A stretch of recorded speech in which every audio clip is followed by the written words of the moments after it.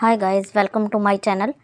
A memorable incident of my life. It was very chilly winter evening and I was coming back home from my office. Suddenly, I saw a beggar in our street. He was shivering with cold. I felt pity for him. I gave him my old clothes and shawl. He told that he had not eaten anything for 3 days. I gave him food to eat. He was very happy. He prayed for me. I got a spiritual joy.